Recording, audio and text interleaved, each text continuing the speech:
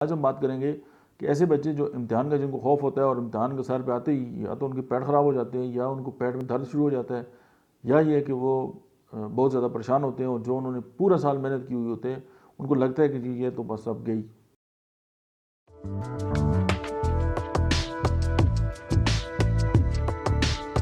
बिस्मिल्लाहिर्रहमानिर्रहीम, अस्सलाम वालेकुम। मेरा नाम डॉक्टर अहमद एजाज है और मैं सिविल यूमी क्लिनिक से हैदराबाद से आपसे मुखातब हूँ। आज हम बात करेंगे कि ऐसे बच्चे जो इम्तिहान का जिनको खौफ होता है और इम्तिहान के सर पे आते ही या तो उनके पेट ख़राब हो जाते हैं या उनको पेट में दर्द शुरू हो जाता है या ये है कि वो बहुत ज़्यादा परेशान होते हैं और जो उन्होंने पूरा साल मेहनत की हुई होते हैं उनको लगता है कि जी ये तो बस अब गई।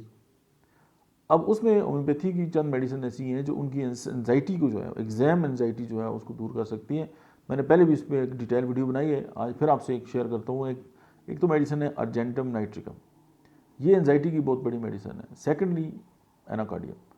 अब एनाकार्डियम मैंने अभी जैसे आपसे जिक्र किया कि जो एग्ज़ाम एंजाइटी है उसको भी ख़त्म करने की है और फैसला कुन जो मतलब कोई भी काम जो है उस अंदर डिसीजन जो है वो मतलब प्रॉपर जो है वो करने के लिए आपको एनाकार्डियम की जरूरत पड़ती है, क्योंकि एनाकार्डियम के जो लोग हैं वो डबल माइंडेड होते हैं। अब मसला आपके सामने एग्ज़ाम में सवाल आया हुआ है और आपको उसके प्रॉपर उसका जवाब आता भी है और आप फिर कंफ्यूज हो गए हैं दो एक जैसे जो है सवाल में, यार इसके जवाब ये लिख दूँ या ये लिख दूँ, और इसी जगह में आप टाइम भी ज़ाया हो रहा है और आप फैसला भी नहीं कर सकते।